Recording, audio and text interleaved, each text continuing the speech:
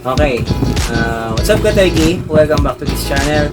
And for today's vlog, susubukan natin i-repair itong Dell Compact PC. Ang model nito is Optiplex 780.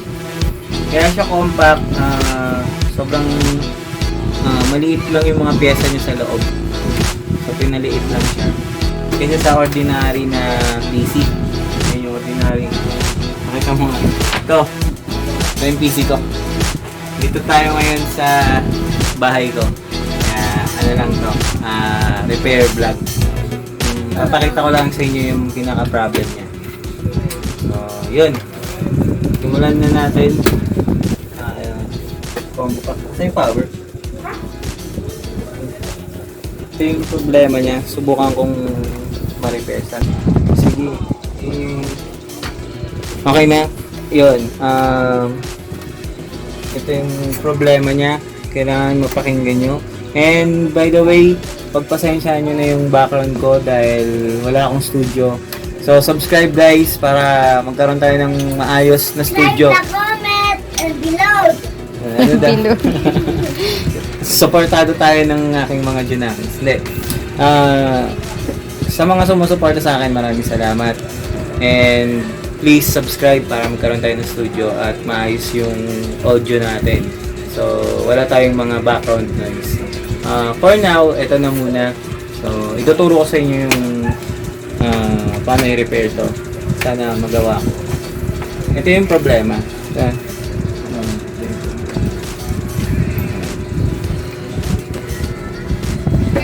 Yan. Naririnig ba? Quiet. Tutok mo dito. Yan. Ayan siya. Ganun siya ka-compact. Tapos yun yung problem. Ngayon, try na natin. Baka masira. Okay. So, eto na tayo. Bale, ito yung bukasan yan. Ito yun. Pag bubuksan, ganito ko na lang. Yan. Ito yung bukasan. Pindutin lang natin. Medyo tricky lang siya. Takay mo to, tapos aangat. Yan. Aangat to. Yan. Tapos yun na yun. Tapos ito na yung loob. Tabi mo natin to. Yan. Subukan nating i-repair. So, kaya natin to binuksan. Yung ganung problema, possible. Naririnig ba? Quiet. Tutok mo dito. Ayan. Ayan siya. Yung ganung error kanina, yung may beeping sound, ang possible nun is yung memory. Ito yung part ng memory niya. Ito. So, try natin linisin yan gamit ang eraser at eraser. Pencil na may eraser. Kung wala kayong access sa eraser na gaya ng hawak ko, mas the best yung eraser na hawak ko, yung pencil na merong eraser. Mas the best to. At saka yung itong gagamitin mo tong technique na gamitin mo tong graphite. Ganito. Unahin natin tanggalin yung hard disk. Simulan natin pagtatanggalin, ito yung lock. Ito yung lock nun. Gaganyan mo lang siya. Angat na yan. Tapos to. Tapos ito yung fan. Ito yung kagandahan, may fan. May fan sa may hard drive na. Take mo lang to. Ingat lang look for the lock.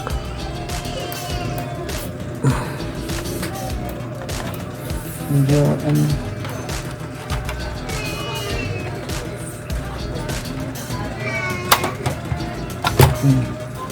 that's the lock.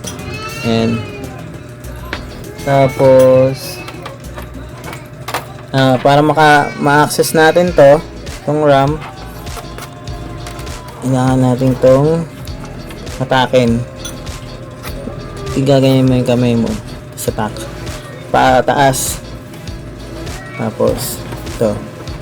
Yan. Tanggal na. Yan. Ganun lang. Tapos ito yung power tsaka yung data cable niya.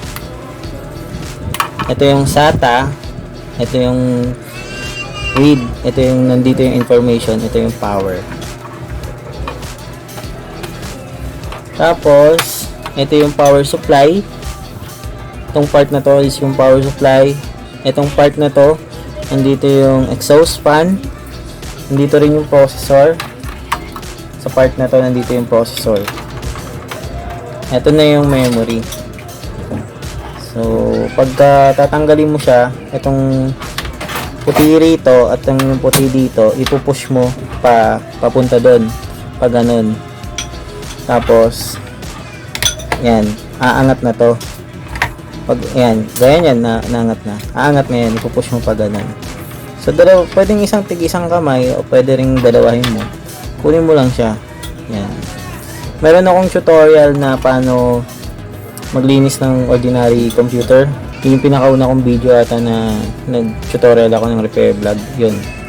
Naturo ko rin sa inyo yun doon sa video na yun. Pero dito, ituturo ko ulit.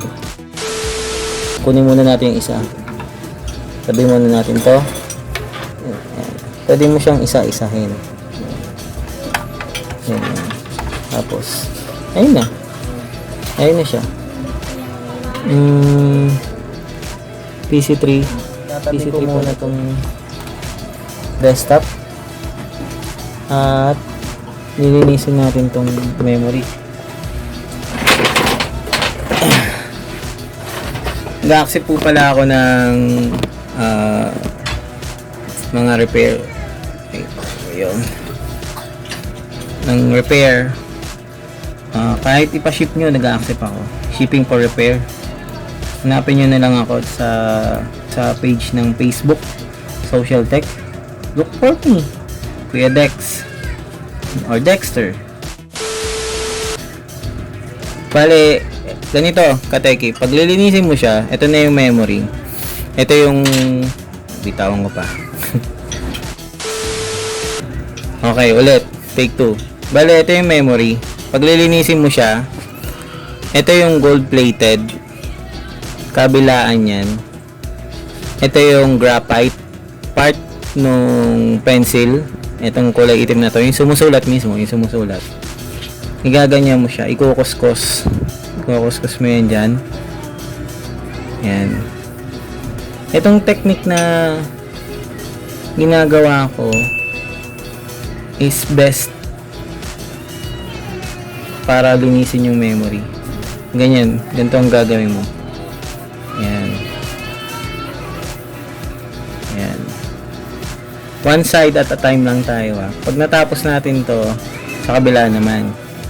So, ang ginagawa ko dito, kinocoveran ko yung mismong gold plated nitong graphite. So, don't mind sa background ko wala pa kasi tayong studio kaya may mga background noise. Meron akong kapitbahay na may mga bata. So, ayun. At please subscribe kung napanood mo to para makapagpatayo tayo ng studio at mabigyan ko kayo ng maayos na tutorial. So, ayun. Balik tayo dito. Mula rito sa unahan hanggang dito. Ganyan. Coveran mo lang siya ng graphite. Tapos, using eraser of this pencil, erase it. Just an ordinary erasing. Yan. Careful sa mga IC. Careful lang sa mga IC na yan na hindi tatamaan. So, ganyan lang yung technique. Yan. Yan.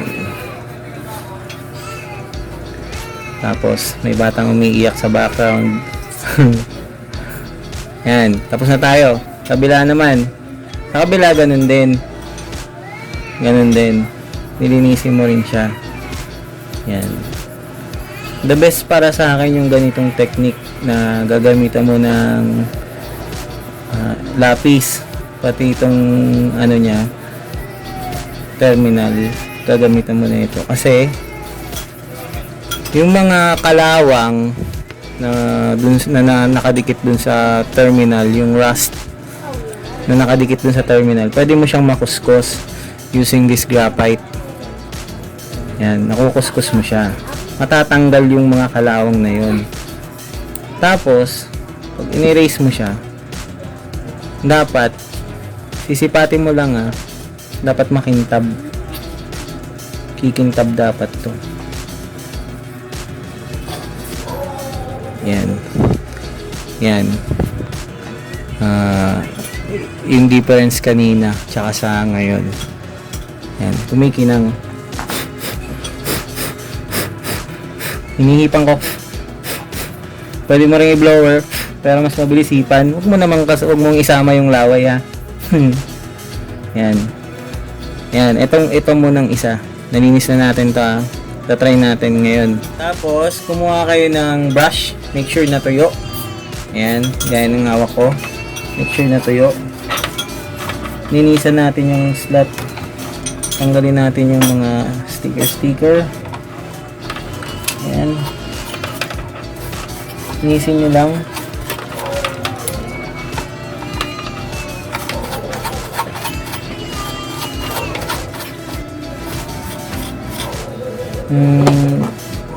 Ulitin ko lang yung yung sticker ulit. Yan. Natanggal ko lang yan. Yung slot kasi neto madumi rin. Kaya kailangan kong linisin. Ito yung nilinis natin kanina. Pag binalik mo na tong memory, tandaan mo meron siya ditong uka at meron ding humps doon sa board, sa RAM slot niya. Kailangan magkatapat. Itong uka na to tsaka yung sa RAM slot kailangan magkatapat. Tapos merong kanal, kailangan nakagitna siya doon sa kanal. Yan, igigitna. Tapos ito yung lock. Hindi mo na pakikialaman yung lock na yan, ipupush mo na lang tong memory.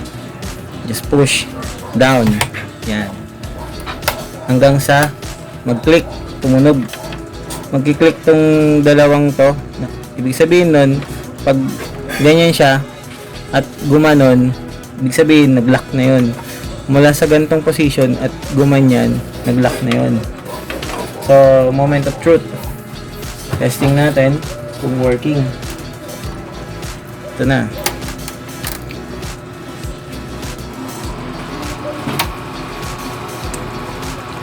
At ayun, nagbukas agad. Dalhin sa sa keyboard ko, nakapatong. Teka lang ito. Hindi ko na ikakat sa part na to. Ayan. Ayan siya.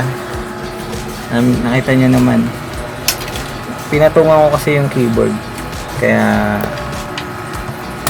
nag-error. Pero yun na yun. Gumagana na yun, Kategi. Ito na yung display. So, susunod natin yung isang memory. Yan.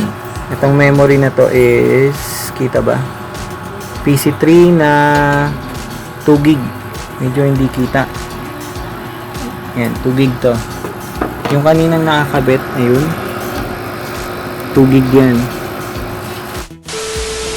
Okay, yan. Sa keyboard, Ctrl-Alt-Delete. Kaya ako to gagawin, papasokin ko yung BIOS para ma-check yung RAM. Delete or F2. F12 pala. Kasi may option dito na nakasulat. F12. Ctrl-Alt-Delete ulit. Boot menu. Papasukin natin yung BIOS. Delete lang, delete. Delete lang sa keys. Delete. Yan. Nakikita ba nila to? Nakikita to? Ayan. System board. Ito yung information ng system board. Ito yung BIOS nya. Dell Optiplex model 780. Ito yung BIOS ng mismong computer na to. Ng compact Dell na to. Nandito yung specs. At hahanapin natin yung memory kung detected siya. Ito yung processor. Hindi ko mabasa yung memory. Ito pala yung memory. 2 gig. Ayan. Memory installed. Memory installed 2 gig, which is tama yung information natin kanina. Yan. Okay. Next naman is same process pa rin, babalik ko yung isa. Control Alt Delete, okay lang yan. Tapos patay mo na. Pwede mo nang hatakin yan. Yan. Basta nang gawa nyo yung process, naka-remove yung mga devices, especially the hard disk, naka-remove sa power, okay lang yung patayin, diretso yung computer, safe yun. Huwag mong gagawin na papatayin yung computer na nakasaksak pa tong hard disk. Masisira ang inyong mga files. Sunod natin tong isa. Using ito naman, tong eraser na to.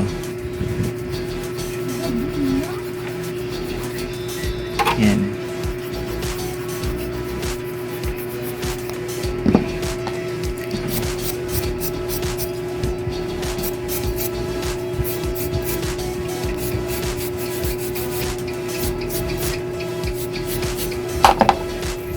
So, yan. Tapos, babalik na natin. Yan. Pag binalik mo, isushoot mo lang siya sa kanal. Gitnang gitna. Yan, nasabi ko kanina, ito mismong may nut na to. Itatapat mo dun, dito. Hindi siya makita. May humps dyan sa mismong RAM slot. Then, from yung lock na to, from ganyang position, magiging ganon. Just push this RAM downward and observe the clicking sound. And there you go. Lock na yan. Okay. Try natin ulit. Yan. Tapos, on. Ito on na. Ayan na. Kaya siya nag-auto on kasi hindi siya properly configured. So, i-access natin yung F2. Run setup utility, sabi. F2 dito. Press F2, mapupunta ka ng BIOS. Ito yung BIOS. Yun yung sinasabi. Titingnan natin ngayon sa BIOS na to kung detected yung memory na nilagay natin. So, this time, dapat 4 gig na siya. Punta tayo sa system board using arrow key, down arrow. Arrow keys, up, down arrow. Yan, para may mouse pala. Sorry, nasanay na ako sa walang mouse. Yan. Pwede naman siyang may mouse. Pero, sinasanay ko yung sarili ng walang mouse. Yan. System board selected. Yan. Tapos, locate natin yung memory. Memory installed is 4 gig. So, tama. Yan. There you go, guys. Okay na yan. Okay na tong system na to. Okay na yan. Okay na tong system na to. Yung kanina mong problema na beeping sound, ito yung solusyon. Nilinis lang natin yung memory. So, extra linis lang din. Kung may blower kayo, bugahan nyo na yung loob para malinis na rin yung loob. So, sa ganito, okay na to. Ang next nating problem dito is kung working pa ba yung OS neto. Pagawa ka lang kasi ito yung pinagawa sa akin. So, yun muna yung unang-unang problema. Ni-repair muna natin yun. Yung susunod is kung working ba tong OS na to. So, abangan nyo dun sa pangalawang video ko kung ano yung problema nitong hard disk o kung wala ba. So, hanggang dun na lang muna, guys. Kung nagustuhan mo yung video na to, give me a thumbs up. Click mo yung thumbs up button dyan. And don't forget to click that subscribe button para sa mga ganitong tutorial. I-share mo na rin kung nagustuhan mo itong video na to. Yun. Ito ang aking repair vlog. My name is Dexter. See you on my next video. Sundan nyo na lang to ulit. Yung part 2 na ito, kung anong problema na ito, popost ko rin. So, see you on my next video. Bye!